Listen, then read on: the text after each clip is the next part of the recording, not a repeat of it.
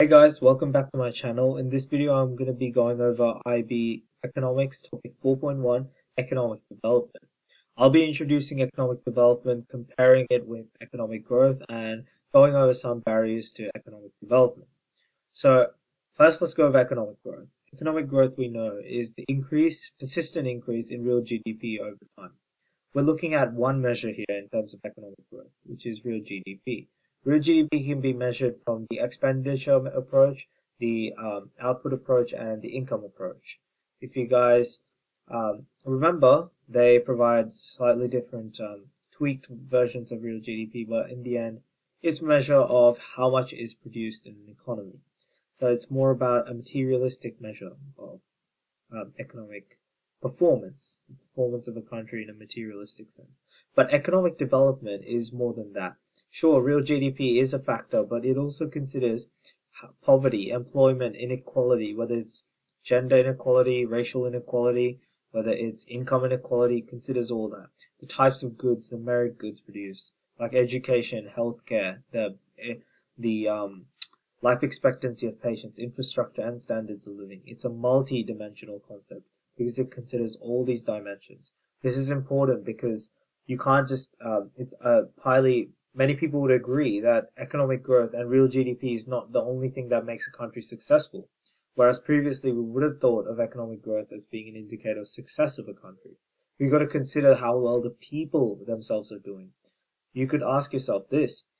Does it matter how much, if a country is outperforming every single other country in real GDP, if it has high poverty, high unemployment, high gender, racial, age inequality, and produces a lot of demerit goods, etc.? You've got to ask yourself these questions in economics. So, lower economically developed countries are countries that are less developed economically. That was quite obvious. But these countries have lots of growth potential, and they can achieve the economic form of economic growth through growing out their capital. So capital can be physical capital, technological capital as a subset of physical capital, and human capital. So first, physical capital. Improving physical capital could mean improving machines, roads, transport systems, and telecommunication, which essentially make the activities of production more productive, as in greater amount of output can be produced per unit of resources employed. And because of this greater productivity, we get greater production of goods and services, and thus economic growth, because real GDP would increase. Similarly, improving technology, and this has to be the appropriate technology, means that we can make changes to the way factors of production are employed, such that we again improve the productivity of our other resources, so particularly labor. If we have tractors being sent to a lower economically less developed country, we can ensure that the labor is better able to produce more output per unit employed. So one worker could now produce 50 units of wheat rather than 10. So you can have economic growth because this increase in productivity means that we can actually produce more output, more real GDP, more economic growth.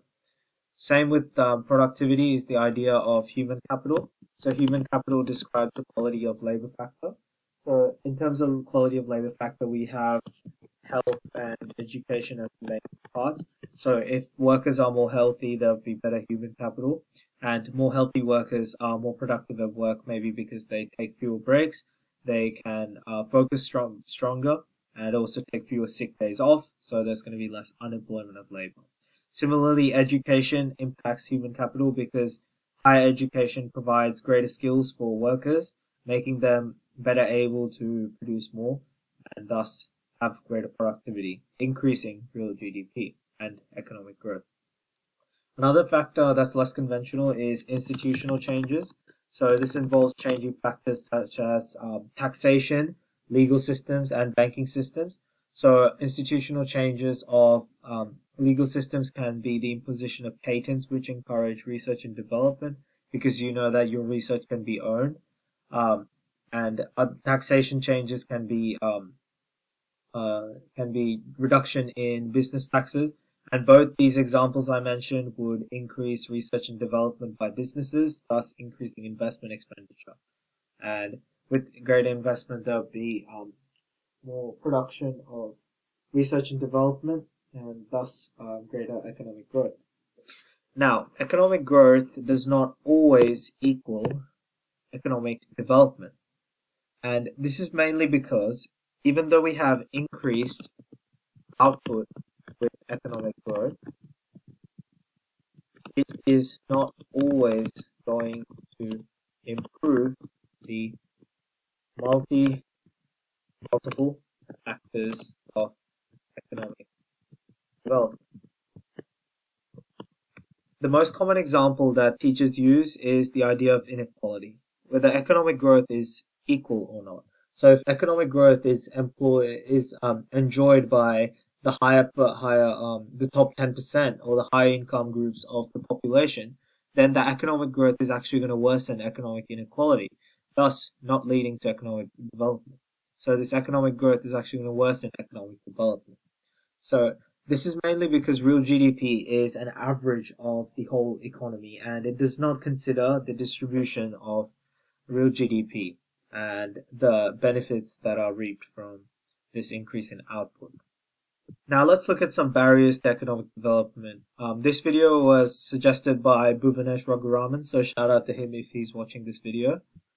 One of the main barriers to economic development is the overdependence of primary commodities, sometimes called the curse of natural resources. Many economically less developed countries, so I wrote less economically developed countries, but it can also be economically less developed countries. Many economically less developed countries, such as Nigeria, Hong Kong, Mexico, Congo, South Africa, many of the African countries, they're blessed with so many natural resources. You think that's great, but sometimes it can be a curse because because what happens is most of these countries, the producers are going to focus on selling primary commodities. Primary commodities are great in the fact that they are essentials and they're fuel substitutes, but that can also be its wrongdoing.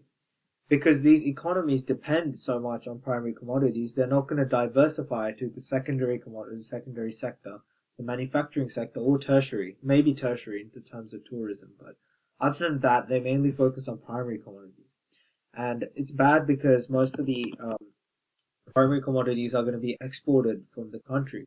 Because these countries, such as these economically less developed countries, require lots of exports in order to sustain their economies. In fact, a greater proportion of their income is going to be export revenue as compared to a economically more developed country.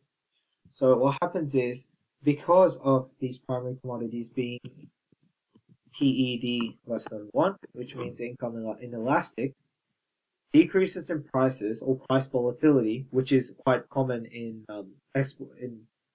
terms of primary commodities. They're very volatile in price because supply can change quite rapidly. Because when you think about it, crops which are an example of primary commodities can be affected by weather, natural disasters, many factors that will then change its price by changing supply. So generally there'll be a fall in price and there'll be a fall in export revenue because PED is less than 1. This is because PED less than 1 means that a fall in price will lead to a proportionally less significant increase in quantity demanded. So the total revenue, which is the quantity times price, will decrease. Also, there are other consequences of overdependence on primary commodities. It's the idea that there's deteriorating terms of trade. So if terms of trade are eliminated, they cannot. These economically less developed countries can't just switch up. They don't have any options to switch up. They've essentially invested everything in one basket, which is something we know is bad. Also, current account deficit may be more difficult to deficit. Actually, this also relates to levels of debt. May be difficult to service or get rid of, fix, because because primary commodities tend to sell for quite cheap, and they get exploited by middlemen who generally reap majority of the benefits, or the majority of the low costs, or the majority of the profits that are meant to be taken by primary commodities, which is why free trade is so important nowadays. The other factors that are barriers to economic development are that economic growth is not going to be equal, so it's going to worsen economic inequality. So this is a factor that makes inequality worse, which is one of the factors in economic development, ultimately making economic development worse. So it's a barrier. And also gender inequality is important because if women are not empowered, economic growth is hindered quite a lot. I'll make a more detailed video on economic development and its barriers soon. Once again, if women are not empowered, then it's likely that children in a household and other female children specifically will not receive adequate education or access to means to escape the poverty trap. So this is a barrier to economic development. Another such barrier is the lack of government investment in capital. So if capital is not invested enough, then productivity decreases, and also even too much capital is bad, because too much capital would mean that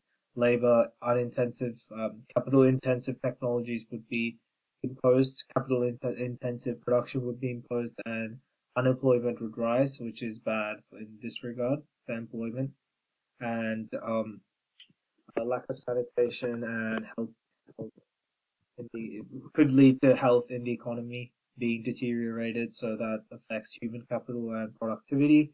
And development of only urban areas could mean that rural areas are still neglected and they require much more support.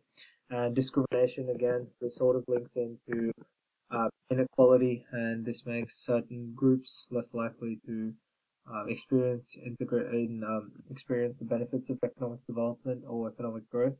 So inequality is bad for economic development, and people who live in remote areas are less likely to gain the benefits, in particular because of lack of infrastructure and other means of acquiring either employment or resource or output. Furthermore, the poverty cycle. This all links to the poverty cycle being unable to be overcome. Like worsen the inequality, worsen gender inequality, more capital intensive, less proper sanitation. All these make the poverty cycle harder to escape, and also lack of credit. Lack of credit makes borrowing more difficult, because borrowing becomes way more costly as financing banks want to protect themselves against lower debt scores. So it prevents people from escaping the poverty trap by taking upon long-term borrowing and fund their business or entrepreneurial endeavors. So these are some of the main barriers to economic development.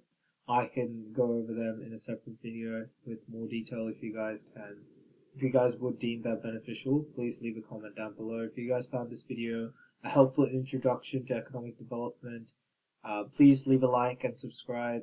Leave a comment for any further topics you want me to explore.